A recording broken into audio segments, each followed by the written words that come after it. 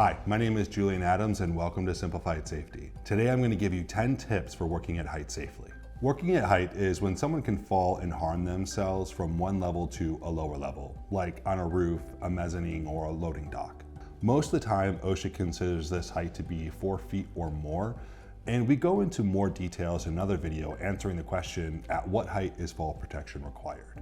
For now, let's talk about some safety tips to keep you safe while you're working at height. Our first safety tip is for you to be empowered. If you don't remember anything else, remember this. You are responsible for your own safety. So if something doesn't feel right or look right, then say something. And if for some reason your employer doesn't hear you or choose to provide a safe means of doing the work, then don't do the work. Remember, no job is worth your life. Others can be held liable if something were to happen, but you are the first and last line of defense when it comes to your own safety. The next safety tip is to inspect.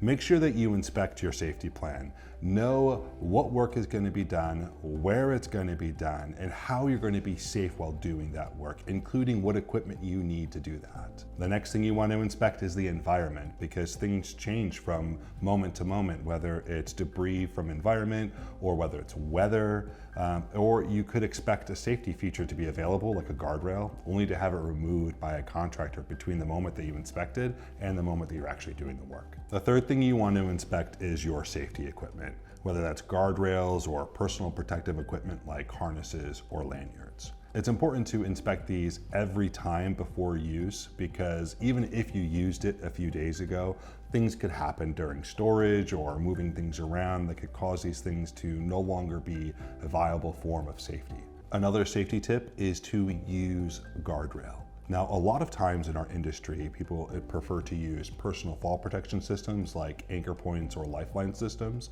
and those things have their place, but Guardrail as a whole is a much better solution for fall protection. Guardrail is both a collective and a passive form of fall protection, and what that means is that there isn't any active user fall protection required like with a lifeline system, where you have to make sure you're tied off to the anchor or the lifeline itself. Also, there isn't any specialized training required, making sure that you're an authorized person, again, like with any personal fall protection system. There's also no set number of users that can be protected by a Guardrail system, unlike an active fall protection system, which has to be rated to a specific number of users in order to be compliant and safe. Okay, our next safety tip may seem a little strange to you, but it's to make sure you're using the proper personal protective equipment when you are using active fall protection. When the time comes and active fall protection is the right solution, or that's what's available, here are a few things for you to look out for. First, make sure that your harness fits you properly. Make sure that it's been inspected according to the manufacturer's requirements, and make sure it's not expired. When you are using a self-retracting lifeline, or you might have heard it called a yo-yo, make sure that you're using it overhead, unless the yo-yo has been designed by the manufacturer to be used otherwise. When you're using your lanyards or your ropes, make sure that they're the right length. Some rope grabs allow you to preset the length on a rope, so make sure that that is preset to the right length before you use it. On your harness, one of the things that's going to be important is to have the proper D-ring. So obviously you want to have a D-ring on your back, but sometimes you may need one on your chest if you're doing any climbing, like for ladders that are over 24 feet in height. Wrapping up, whatever safety equipment is prescribed by your safety plan, make sure that you use it according to the manufacturer's requirements, and make sure, as I said before, you inspect it before you use it. Continuing the safety tips around active fall protection, make sure that any safety plan that includes active fall protection has been designed and installed by a qualified person.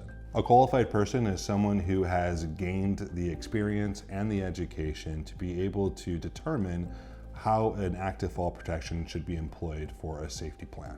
Sometimes that might be your boss, but sometimes it might not. So just because your supervisor tells you something is going to be safe doesn't mean it actually is going to be. So respectfully ask them what qualifies them to make that decision and take the next step from there. But remember our first point. You are the first and last defense for your own safety. Our next safety tip for active fall protection is to know your fall clearance. Fall clearance is the distance that you're going to fall from the upper level to the point where you're fully arrested. It's important to have at least 2 feet of safety factor, which is basically 2 feet below you and anything below you by the time you're arrested. Nothing's worse than thinking you're working safely only to fall and hit a truck that you never expected to be there. This is the reason why it's so important to inspect your environment, especially right before you do your work. It's important to remember that the ground is not the only thing to consider when you're calculating your fall clearance. Our next safety tip is about aerial lift safety. I can't tell you how many times I've seen someone tied off into an aerial lift that the lanyard is just far too long. And if that gets jostled a bit, that user is going to just get catapulted right out of the lift. It's important to make sure that the lanyard that you use is short enough that you are in restraint, which means that you're not allowed to fall out of the lift at all in the first place. Another thing to watch out for is tying off to handrails. Those are not designed to be able to withstand the proper weight required if you were to fall. And typically your lanyards are going to be too long at that point and you're going to get tossed out of the basket. Our next safety tip is about ladder safety. Now, there are so many ladders that are being employed every day in the workspace, it's no surprise to see that they're being used improperly. It's so common, in fact, that we actually created a video about some pretty intense ladder fails, and you can check that out. All right, here are a few tips to use for ladder safety, but it's important to remember that this is not an exhaustive list. This could have its own video altogether. The first is the 4-to-1 rule. On your extension ladders, you want to make sure that for every 4 feet in height, that the base of your ladder is 1 foot from the structure you're leaning it up against. Also make sure that any ladders that you're using are extending 3 feet above the level that you're climbing up to. This just makes it easier to step off, and it's also an OSHA requirement. While climbing a ladder, make sure that you have 3 points of contact, whether that's 2 hands and a foot or 2 feet and a hand. Make sure not to use a ladder in any way that the manufacturer hasn't prescribed you to use it in, and don't tie ladders together that aren't designed to do so.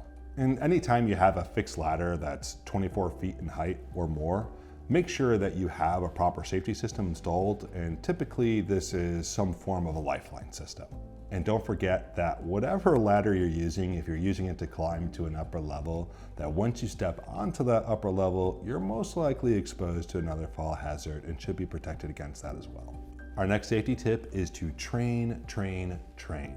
It's so important that you train both your new and your old workers to make sure that they're up to date on the proper safety procedures. And don't worry if you're not 100% sure on exactly what you need to do. The best thing to do is to employ a safety professional who can help you work through the differences from job to job that will come up on your safety plan. Toolbox talks are also another great way for you to remind your employees of proper safety procedures and tips like the ones I brought up today. And don't forget to train yourself.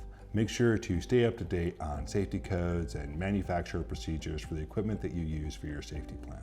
Our last safety tip is to protect each other. Just like you're empowered to keep yourself safe, you are also empowered to help keep others safe.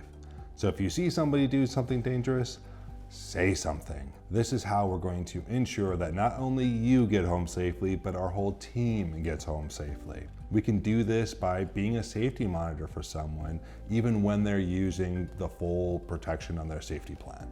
Also, check in. If someone has worked beyond the time limit that should have taken them to do the job, that's a good time to make sure that they're still okay and that they're safe. When we look out for each other, when we speak up when something's dangerous, this is how we ensure that we all get home safely at the end of the day. These are just 10 safety tips that are designed to help you stay safe when you're working at height. And if you have any more, please share those in the comments below. If you have any questions about what I've said or anything related to safety, please contact one of our safety experts. My name is Julian Adams. Thank you for watching and have a safe day.